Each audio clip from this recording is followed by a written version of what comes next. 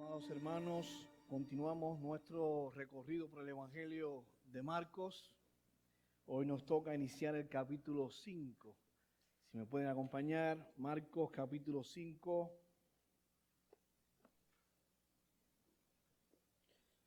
Para leer los versículos del 1 al 20. Que no lo crean, estamos avanzando en el Evangelio. Ya estamos en el capítulo 5.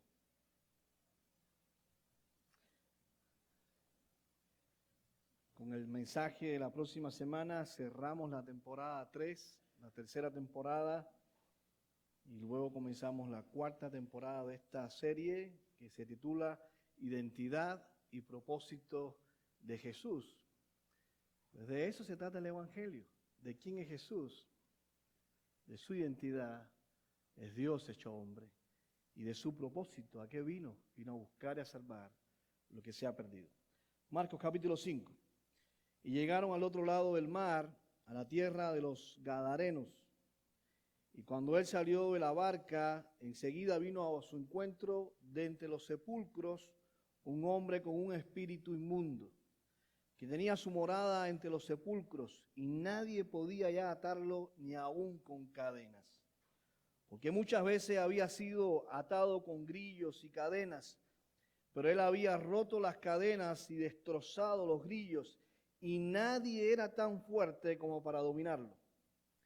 Y siempre, noche y día, andaba entre los sepulcros y en los montes, dando gritos e hiriéndose con piedras. Cuando vio a Jesús de lejos, corrió y se postró delante de él, y gritando a gran voz dijo: ¿Qué tengo yo que ver contigo, Jesús, Hijo del Dios Altísimo? Te imploro por Dios que no me atormentes. Porque Jesús le decía: sal del hombre, espíritu inmundo. Y le preguntó: ¿cómo te llamas? Y él le dijo: me llamo Legión, porque somos muchos. Entonces le rogaba con insistencia que no los enviara fuera de la tierra. Y había allí una gran piara de cerdos paciendo junto al monte. Y los demonios le rogaron diciendo: envíanos a los cerdos para que entremos en ellos. Y él les dio permiso. Y saliendo los espíritus inmundos, entraron en los cerdos, y la piara, unos 2000, se precipitó por un despeñadero al mar, y en el mar se ahogaron. Y los que cuidaban los cerdos huyeron y lo contaron en la ciudad y por los campos. Y la gente vino a ver qué era lo que había sucedido. Y vinieron a Jesús y vieron al que había estado endemoniado, sentado, vestido y en su cabal juicio, el mismo que había tenido la legión, y tuvieron miedo. Y los que lo habían visto le describieron cómo le había sucedido esto al endemoniado y lo de los cerdos. Y comenzaron a rogarle que se fuera de su comarca. Al entrar él en la barca, el que había estado endemoniado le rogaba que lo dejara acompañarle. Pero Jesús no se lo permitió, sino que le dijo: vete a tu casa, a los tuyos, y cuéntales cuán grandes cosas el Señor ha hecho por ti y cómo tuvo misericordia de ti. Y él se fue y empezó a proclamar en Decápolis cuán grandes cosas Jesús había hecho por él, y todos se quedaban maravillados. Oramos. Padre, pedimos tu dirección. Te hemos adorado, Señor. Estamos hablando contigo. Necesitamos ahora que tú hables con nosotros. Que tu palabra sea clara, Señor. Que tu evangelio sea proclamado y que nuestros corazones sean edificados. Lo pedimos en el nombre de Jesús. Amén. Bien, mis hermanos, los que vienen siguiendo la serie desde el principio, recordarán que Jesús en un par de ocasiones liberó a muchas personas endemoniadas. Ha sido parte de su ministerio desde el principio. Lo vimos, por ejemplo, en el primer capítulo Capítulo 1, versículo 34 dice de esta manera: y sanó a muchos que estaban enfermos de diversas enfermedades, y echó fuera muchos demonios, y no dejaba hablar a los demonios porque le conocían. Fíjense con ese último detalle en sus mentes. Pero me atrevo a decir que de todos los relatos de liberación demoníaca hechos por Jesús, este que acabamos de leer es el más impresionante de todos. Marco nos da una serie de detalles como para una buena película de terror. También les quiero recordar que este encuentro sucedió inmediatamente después que Jesús calmó la tormenta en el lago de Galilea. Lo estudiamos el domingo pasado. En el capítulo 4, versículo 35, dice que cayendo la noche Jesús y sus discípulos habían partido del otro lado del lago. Y está de más pensar que los discípulos pues creían que iba a ser un tiempo tranquilo, que iban a navegar sin ninguna dificultad. El mismo Jesús se fue a acostar a dormir. Pero de repente se levantó una tormenta,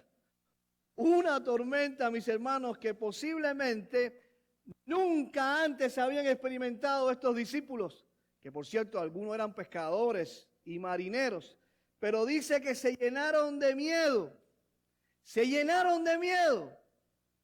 Algunos pensaron que ese sería el último día de sus vidas. Pues despertaron a Jesús, recuerda, despertaron a Jesús no para que Jesús los salvara. Despertaron a Jesús como para que se pusiera su chaleco salvavidas, porque nadie se salvaba de esa. Yo estoy seguro que estos discípulos nunca olvidaron esa experiencia. Nunca olvidaron esa tormenta, como tampoco olvidaron lo que Jesús hizo con ella. La desapareció con tan solamente mandarla a callar. Entonces, Jesús viene de haber calmado una tormenta natural formada por la naturaleza y ahora se encuentra con un hombre atormentado. En otras palabras, Jesús y sus discípulos salen de una tormenta para entrar en otra. Cuando digo atormentado, la palabra atormentado viene de tormenta. Y cuando decimos que alguien está atormentado, tal vez estamos pensando en que esa persona está recibiendo golpes o fuertes vientos, quizás de escasez económica, deudas, problemas serios de salud, conflictos en el matrimonio, con los hijos, no sé. Está viviendo una serie de cosas que le preocupa, le estresa, le llena de ansiedad. Y es similar estar en una tormenta, ahogándote o con el agua por las narices. Pues así estaba este hombre. Tenía una tormenta dentro. Veámoslo, hagamos nuestro recorrido habitual por el pasaje que acabamos de leer y vamos a ver primero precisamente la tormenta que estaba viviendo este hombre. Versículo número 2. Tan pronto como salió de la barca, desde las tumbas vino a su encuentro un hombre con espíritu inmundo. Lo primero que llama la atención es esto, de que este hombre tenía un espíritu inmundo. Es una manera para decir que estaba endemoniado, como luego lo vemos en el versículo 7 y en el versículo 9. O sea, está poseído por demonios. Y permítame hacer un paréntesis y decir algunas cosas sobre la posesión demoníaca. Pues los que saben, hablan, los que se dedican al exorcismo, o sea, a liberar demonios de la gente, hablan de 3 fases. La primera fase la llaman infestación demoníaca. Es la presencia de demonios en una casa o en cualquier lugar, y usted lo sabe porque suceden cosas extrañas, suceden cosas raras, se mueven objetos, se escuchan sonidos raros. Usted quizás vea sombras que se pasean de un lugar a otros. Y a eso ellos le llaman infestación demoníaca. Otros dicen que también hay infestación demoníaca cuando llega la suegra a la casa. No estoy muy seguro de eso. La segunda fase es la que llaman opresión demoníaca. Esto se da cuando el demonio o los demonios tienen contacto con las personas, pero desde afuera. Los tocan, los arañan. Hay gente que amanece y dice, bueno, este arañazo, ¿qué fue lo que pasó? Estos golpes, estos morados. O sentí una presión que me estaban asfixiando. A lo mejor fue tu esposa, tu esposo, y se aprovecha para echarle la culpa a los demonios. Pero en este caso es una opresión porque es una influencia desde afuera. Y por último está la posesión demoníaca. No hago esto para echarles miedo, ¿no? Van a ver por qué estoy haciendo esta explicación. Y la posesión demoníaca es cuando el demonio, entra en la persona y toma control de su vida. Quizás algunos ya saben en qué fase se encuentra su pareja o sus hijos o con la gente con que vive. Ahora, ¿cómo distinguir entre posesión demoníaca y estar bajo la influencia de una enfermedad? Jesús pudo hacer esa distinción. Jesús pudo distinguir entre los que requerían sanidad porque estaban enfermos y los que requerían liberación o requerían exorcismo porque estaban endemoniados. En el Nuevo Testamento encontramos algunos síntomas para poder hacer esa distinción. Por ejemplo, encontramos agresividad y estos síntomas te ayudan a hacer la diferencia entre una persona realmente endemoniada y tal vez un ataque epiléptico, ¿no? Porque cuando se habla de convulsiones, son movimientos más allá de los de un ataque epiléptico. Agresividad, cuando habla con otra voz, no con la voz de la persona. Aislamiento social, fuerza excesiva, una fuerza sobrenatural. Y un síntoma muy revelador son las autolecciones. Se autolecciona, se hace daño a la persona. Bueno, el demonio le hace daño a la persona. En mi vida solo he visto un par de personas endemoniadas y en ambos casos la persona y se golpeaba. Así que es un síntoma muy llamativo. Digo esto para que vean que esos son los síntomas que tiene este hombre que se encontró con Jesús. Veámoslo. Versículo 3 al versículo 5. Tenía su morada entre los sepulcros. Aislamiento. Estaba separado, vivía en el cementerio. Prefería vivir con los muertos que con los vivos. Luego dice, nadie podía ya atarlo ni aún con cadenas. Muchas veces había sido atado con grillos y cadenas, pero él había roto las cadenas y destrozado los grillos y nadie era tan fuerte como para dominarlo. Aquí hay otro síntoma, fuerza excesiva, fuerza sobrenatural. Dice que nadie podía dominarlo, término que se usa para domar animales. O sea, este tipo era indomable, era como una bestia salvaje. Y eso lo hacía muy peligroso. Lo mejor era no toparse con este hombre. Luego dice que daba gritos. Dice siempre, noche y día, andaba entre los sepulcros y en los montes dando gritos e hiriéndose con piedras. ¿Ven ahí? Ahí tienen otro síntoma. Se autolesionaba. ¿Se pueden imaginar a este hombre, mis hermanos? ¿Se pueden imaginar a este hombre despeinado, con barba, desnudo, lo dice Lucas en su evangelio, que estaba desnudo, lleno de cicatrices ya sanadas, cicatrices viejas y algunas frescas sangrando porque dice que con piedras afiladas se hacía heridas, sucio, maloliente, con grandes orejas porque dice que de noche y de día aullaba como un lobo y se golpeaba con piedras. Ver a este hombre daba miedo.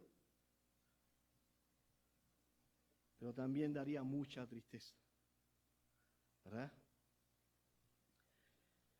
Ver a este hombre daría mucha tristeza, ver a un ser humano en esa condición. Bestia salvaje, que a un hombre hecho a la imagen de Dios. Dice Mateo, mis hermanos, en su evangelio, la versión de Mateo, que nadie se atrevía a pasar por donde estaba este hombre. Y creo que eso es suficiente para tener una idea de la tormenta que estaba viviendo este hombre. Era un caso perdido para los humanos, para la gente de su barrio, para la gente de su ciudad, la gente que lo conocía. Este hombre no tenía solución. No había esperanza para este hombre. No había esperanza. Hasta que llegó Cristo. Todo va a empezar a cambiar porque llegó Jesús. Versículos 6 y 7.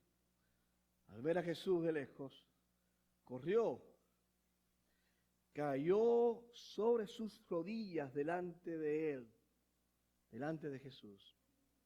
Y con toda su fuerza gritó: ¿por qué me molesta, Jesús, Hijo del Dios Altísimo? ¡Wow! Notemos un par de cosas aquí, mis hermanos. Primero dice que cayó de rodillas, y les interesará saber que ese término en el idioma original significa adorar. Lo adoró, le besó la mano, como le besa la mano a alguien a su dueño. Reconoció su autoridad, se postró, pegó su cabeza al piso, reconoció que él es mayor. Eso hicieron esos demonios. Y no sé ustedes, yo al leer esto, al saber esto, se acelera mi corazón por la grandeza de mi Señor y Salvador. Se acelera mi corazón por el poder y la autoridad de nuestro Señor Jesucristo. Él es Rey. Él reina sobre todo, mis hermanos. Él reina sobre los ángeles, sobre los demonios, sobre los hombres. Él es Rey. Él es grande. Que los demonios se tienen que postrar ante Él. Los demonios pueden manipular a los hombres, pero ante Jesús tienen que pedirle permiso, tienen que someterse, tienen que suplicarle, tienen que arrodillarse.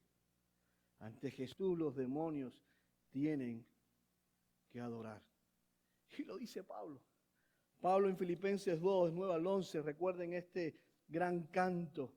Por lo cual Dios también le exaltó hasta lo sumo y le dio un nombre que es sobre todo nombre, para que en el nombre de Jesús, escuche, se doble toda rodilla de los que están en los cielos y en la tierra y debajo de la tierra, y toda lengua confiese que Jesucristo es el Señor, para gloria de Dios Padre. ¿Lo vieron? ¿Lo vieron? No solo se arrodillarán los que están en los cielos, los ángeles. No solo se arrodillarán los que están en la tierra, los humanos, también doblarán rodillas los que están debajo de la tierra, los que están en el infierno, los demonios. Y eso es lo que estaban haciendo.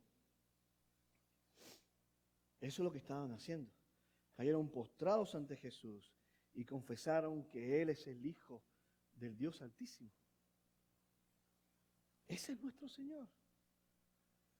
En esta nuestra fe. Lo otro que notamos acá es que ellos saben quién es Jesús. Miren cómo pregunta: ¿por qué me molesta Jesús, Hijo del Dios Altísimo?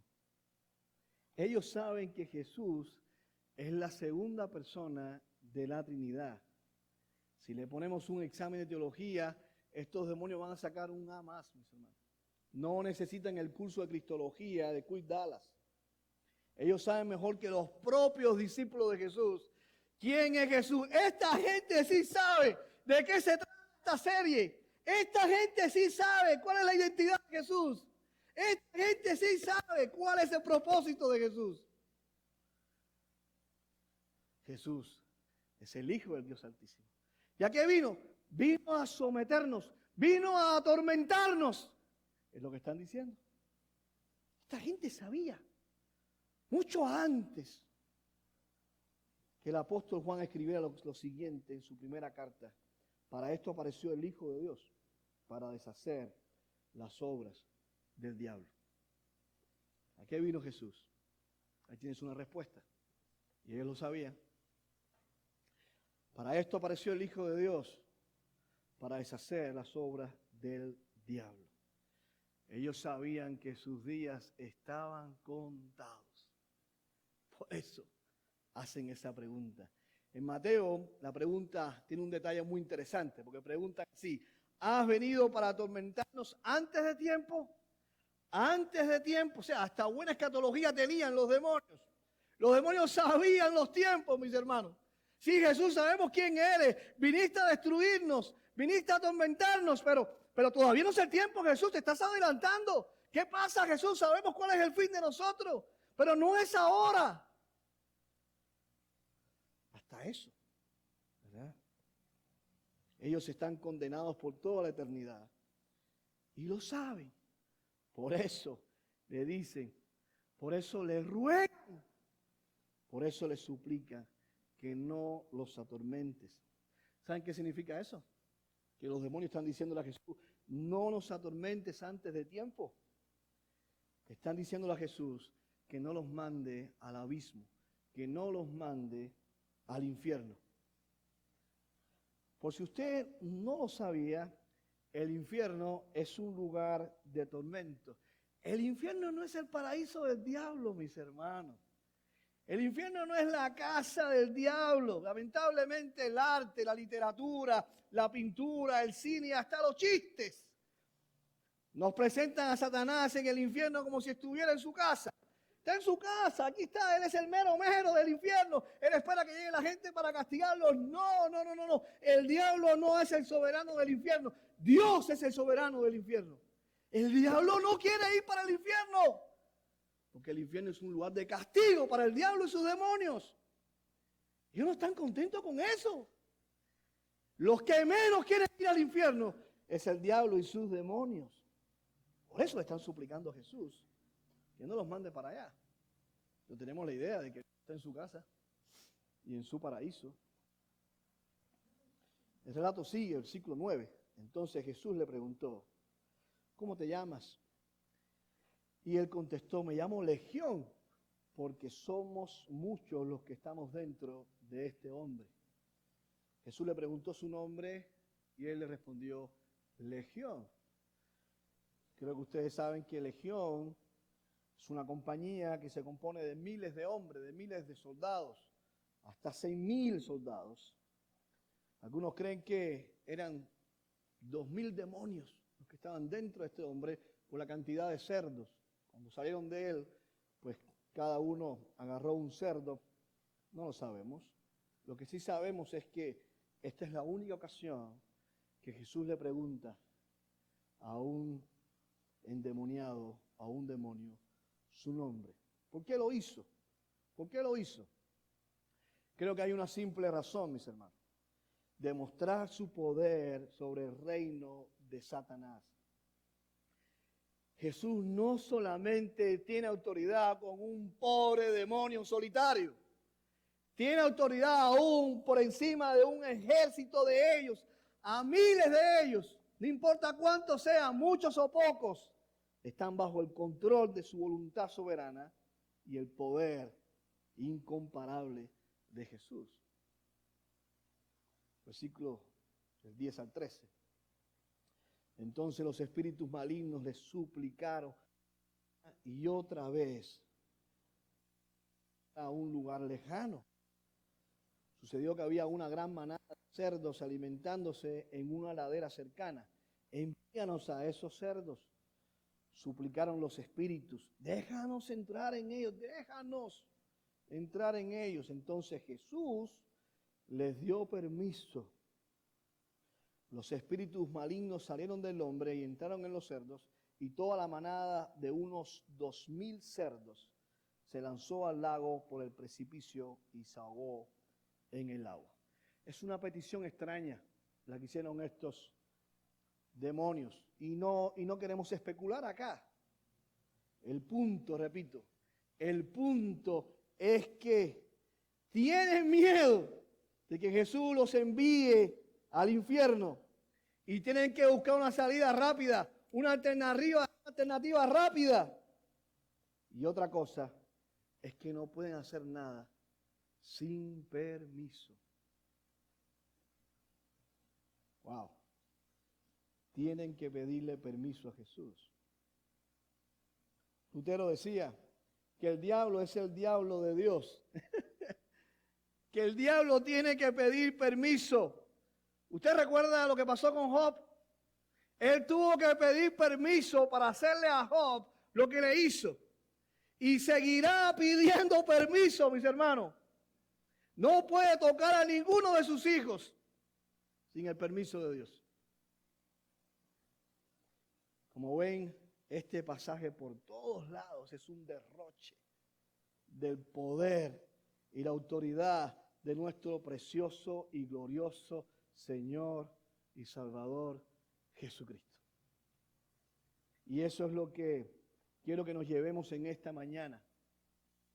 Si usted ha creído en Jesucristo, si usted tiene a Jesucristo como el Señor de su vida, entonces no olvide que mayor es el que está con nosotros que el que está en el mundo. Primera de Juan 5, 4, 5 dice, pues todo hijo de Dios vence a este mundo de maldad y logramos esa victoria por medio de nuestra fe. ¿Y quién puede ganar esta batalla contra el mundo? Únicamente los que creen que Jesús es el Hijo de Dios, dice Juan. No es nuestra fe, es donde está puesta nuestra fe. La victoria es nuestra, porque estamos del lado del vencedor, de Cristo. Algunos comentaristas opinan que los demonios pensaron en los cerdos para poner a los que lo cuidaban en contra de Jesús, a esos pastores que estaban apacentando esos cerdos. Era un intento más de seguir haciendo daño. Y así fue, véanlo, versículo 14 a 17. Los que cuidaban los cerdos salieron huyendo y dieron la noticia en el pueblo y por los campos. Y la gente fue a ver lo que había pasado. Llegaron a donde estaba Jesús. Escuche esta parte. Y cuando vieron al que había estado poseído por la legión de demonios, sentado, vestido y en su sano juicio, y aquí uno esperaría que toda esa gente a una sola vez dijera aleluya, diera un gran gloria a Dios, un milagro. Nuestro vecino, este hombre más peligroso en nuestra ciudad, este loco endemoniado, ahora es una nueva persona. Su vida ha sido transformada. ¡Hey, Jesús! Jesús, quédate con nosotros. Aquí hay mucha gente que te necesita. Aquí hay mucha gente que necesita ser transformada por tu poder. Te suplicamos que te quedes con nosotros. Uno esperaría, ¿verdad?, que el texto dijera eso. Pero escuche lo que realmente suplicaron esta gente. Entonces la gente comenzó a suplicarle a Jesús que se fuera de la región. Impresionante. Vieron a Jesús en su poder y autoridad para domar lo indomable, lo que ellos no pudieron hacer con cadenas y grillos por mucho tiempo. Vieron a Jesús transformar al loco de su ciudad, al tipo más peligroso de ese lugar, y aún así le suplicaron que se fuera. Y cuanto antes, mejor. Voy al grano, mis hermanos. Preferían a los animales que a los humanos. Tenía para ellos más valor esos cerdos que ese hombre. Y la gente de hoy no es muy diferente, especialmente en este país, donde muchos padres dan mejor a la mascota que a sus hijos, donde la gente se preocupa más por su perro o por su gato que por un vecino necesitado. Se lucha tanto, estamos locos, se lucha tanto por la sobrevivencia de crías de animales y se lucha para que se legalice el aborto. Salvamos animales y matamos humanos. Así estamos hoy. Déjenme preguntarles, ¿están ustedes de acuerdo conmigo en que el ser humano es más importante que los animales? ¿Están de acuerdo? ¿Están de acuerdo ustedes conmigo de que lo espiritual es más importante que lo material?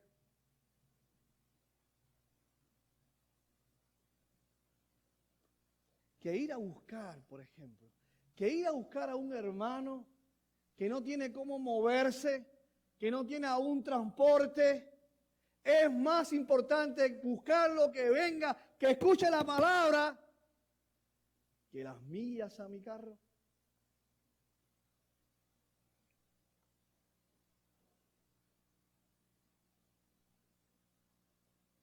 Estoy seguro de que saben lo que Jesús dijo, que debemos buscar primero. Versículo, ¿va a buscar primeramente? Sí lo sabemos, pero en la práctica no es lo primero que buscamos. Preferimos buscar nuestro reino, lo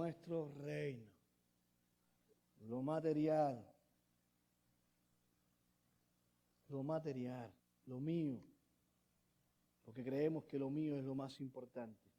La gente no es mía, que la gente se defienda como pueda. La gente no es parte de mi reino. Buscamos lo que creemos más importante. Y es verdad, hermano. ¿Saben que Dios hace lo mismo? Dios hace lo mismo. Dios busca lo que es más importante para Él. Dios se hizo hombre por lo que es más importante para Él. Dios murió en una cruz por lo que es más importante para Él. Dios no murió en una cruz por los cerdos. Dios no murió en una cruz por ningún otro animal. Jesús no vino a morir por nuestro carro, ni por nuestra casa, ni por nuestro dinero, ni por nuestra comodidad. Jesús vino a morir por las personas, porque eso es lo más importante para Dios. La gente, lo único que hizo a su imagen. No pongamos a competir lo material con lo que Dios más ama, mis hermanos. Bueno, ¿cómo va terminando esta historia? Versículos 18 al 20. Al entrar él en la barca, el que había estado endemoniado le rogaba que lo dejara ir con él. Pero Jesús no se lo permitió. A tu casa, a los tuyos, y cuéntales cuán grandes cosas el Señor ha hecho por ti y cómo tuvo misericordia de ti. Si yo hubiera sido ese hombre, le habría pedido lo mismo a Jesús. Imagínate. La gente de tu ciudad, acabas de enterar que prefieren a los cerdos que a ti. Mejor me voy con Jesús. Jesús sí me quiere. Era una petición muy natural, ¿verdad? El hombre quería seguir con Jesús. El hombre como que estaba en deuda y quería pagar ese favor. Pero Jesús no se lo permitió. Dijo, vete a tu casa, escuche eso, vete a tu casa, a los tuyos y cuéntales cuán grandes cosas el Señor ha hecho por ti y cómo tuvo misericordia de ti. Y cómo tuvo misericordia de ti. Déjenme cerrar este sermón hablando de lo que significa que Dios tenga misericordia de un pecador. La palabra misericordia son dos palabras unidas. Miseri, de miserable, cordia, de corazón. Recuerden, el cardiólogo, el médico del corazón, poner el corazón con el miserable. Hay un texto muy interesante en Éxodo 34, 6 y 7, donde Moisés subió al monte Sinaí a encontrarse con Dios y mire lo que sucedió. Y pasando Jehová por delante de él, oh, Jehová, fuerte, misericordioso y piadoso, tardo para la ira y grande en misericordia, ¿verdad? Que guarda misericordia a millares, que perdona la iniquidad, la rebelión y el pecado. Y luego dice, y que de ningún modo tendrá por inocente al malvado, que visite la iniquidad de los padres sobre los hijos y sobre los hijos de los hijos, hasta la tercera y cuarta generación. ¿Qué les parece? Nos gustaría quedando con la primera parte, ¿verdad? De un Dios misericordioso, perdonador, lento para la ira, que no toma en cuenta mi pecado, mi maldad, que se hace de la vista gorda y pasa por alto mis pecados. Pero dice el texto que la misericordia va de la mano con la verdad y con la justicia. Dice que ningún pecador va a salir inocente ante un Dios justo. Ningún pecador. Y no tengo que convencer a nadie acá de que todos somos pecadores. ¿Sí o no? Que todos somos merecedores del castigo de Dios. Miren, el apóstol Pablo lo dejó muy claro en la carta de los Efesios, capítulo 2, los 3 primeros versículos. Dice Pablo que nuestra condición es que estábamos muertos en delitos y pecados, y esa condición nos separa de Dios y nos pone bajo la justa ira de Dios. Y lo peor es que un muerto no puede hacer nada por sí mismo. Lo peor es que no podemos hacer nada para salir de esa condición. Por eso la salvación no es por obra, porque un muerto no obra.